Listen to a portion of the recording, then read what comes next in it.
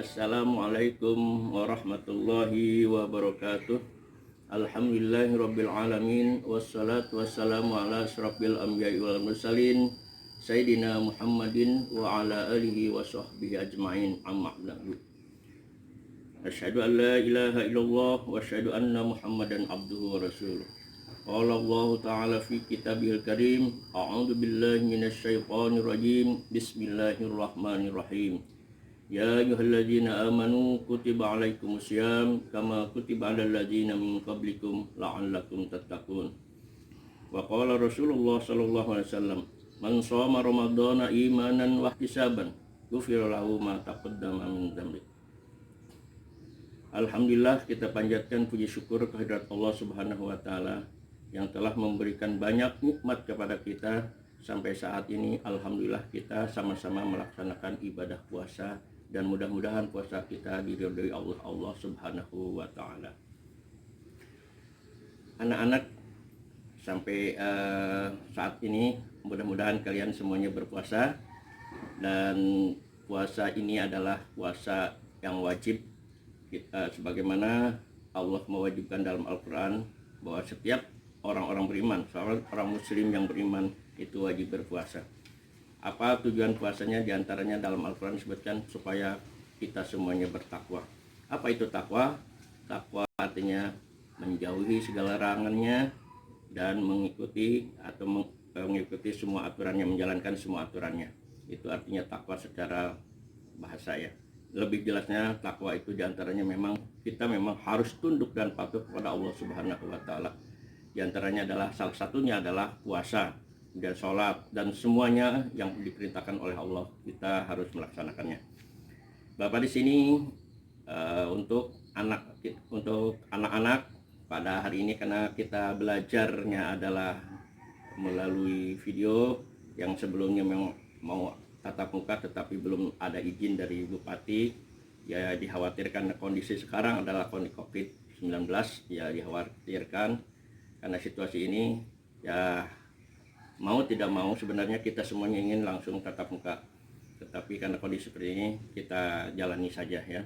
Meskipun demikian, kalian nanti materi tentang puasa yang akan diberikan oleh Bapak adalah tentang hikmah puasa ya.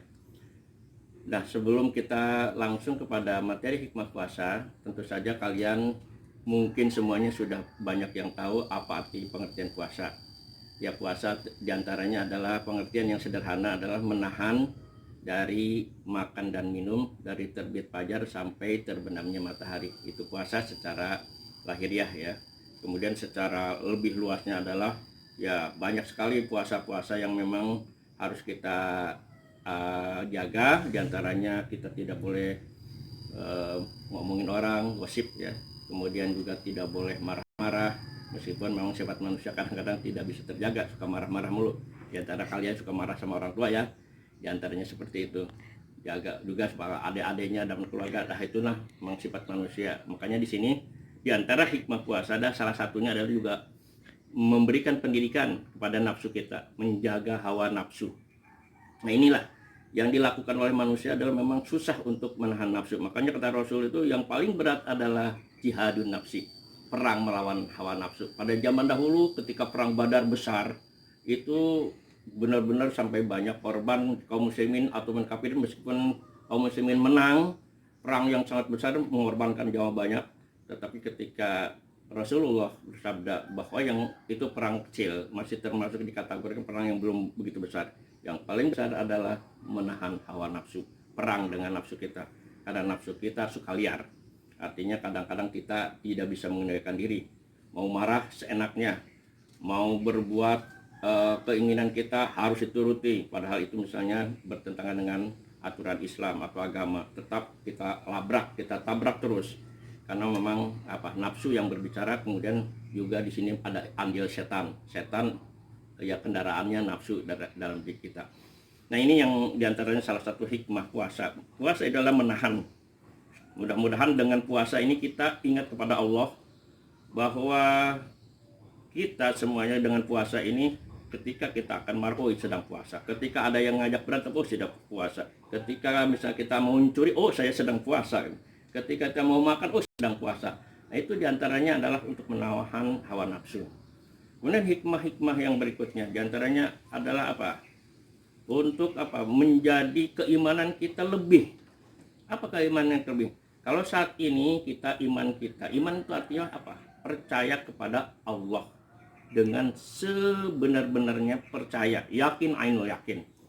Ya, karena setiap orang banyak, oh saya beriman, saya percaya pada Tuhan. Tetapi apa aplikasinya, apa bentuk imannya? Kadang-kadang manusia cuma hanya ngomong, tapi iman yang sebenarnya atau percaya dengan ainul yakin itu seperti apa? Kalau kelihatan ciri-ciri orang beriman, itu akan terlihat dari bentuk apa amal perbuatannya. Apa? Ketika dia orang beriman itu dalam perbuatan, dalam sholat saja misalnya, dia akan apa? Karena dia percaya dengan adanya Allah, percaya dengan adanya hari pembalasan, percaya adanya campur tangan Allah, maka dia akan melakukan setiap perbuatan yang bersifat mengabdi kepada Allah, dia akan benar-benar serius, tidak main-main. Coba kalau kita lihat, masih ada dalam sholat tarawih, ada sholatnya sambil goyang-goyang pantat, goyang-goyang tuh, mata jelalatan, kemudian tangannya nyolek-nyolek temannya. Nah, itu berarti masih kategorinya imannya belum serius.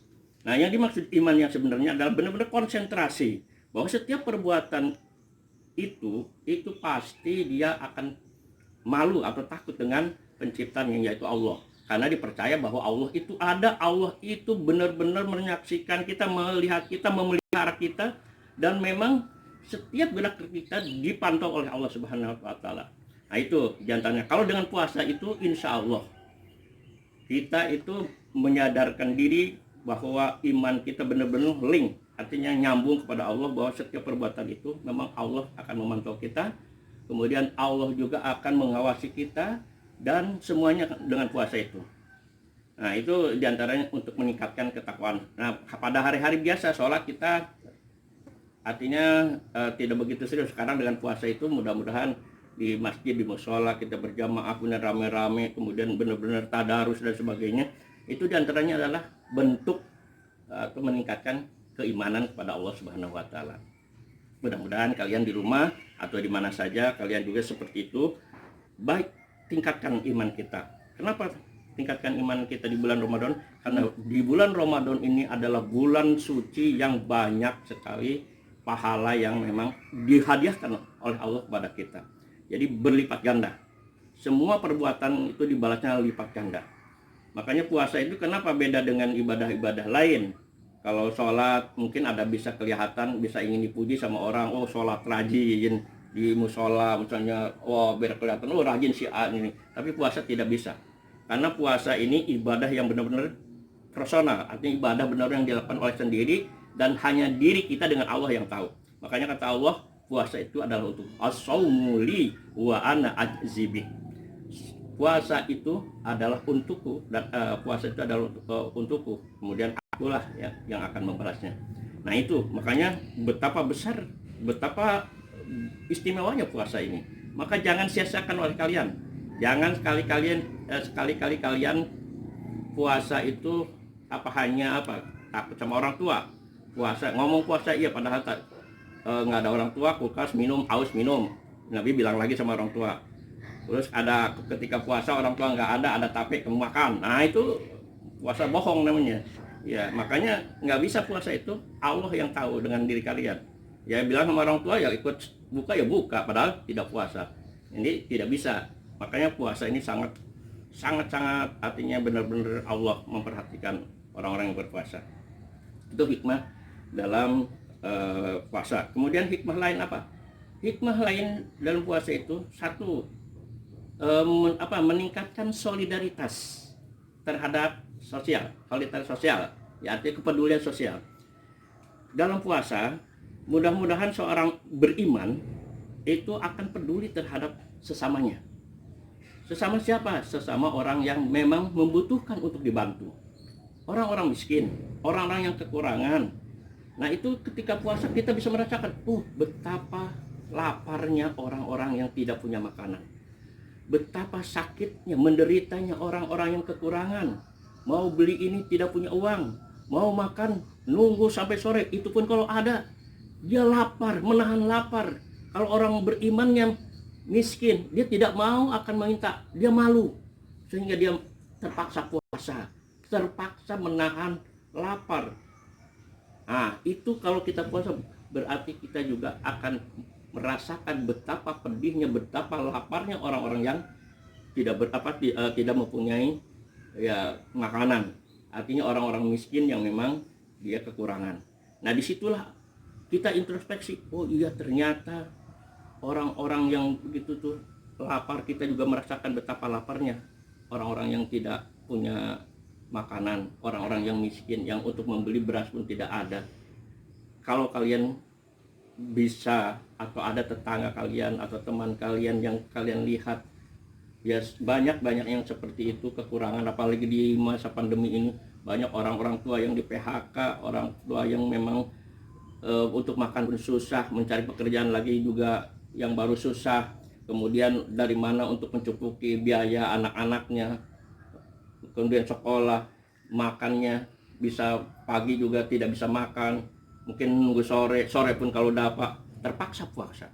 Itu yang harus kalian rasakan, bagaimana orang yang memang benar-benar tidak mempunyai makanan itu, betapa laparnya.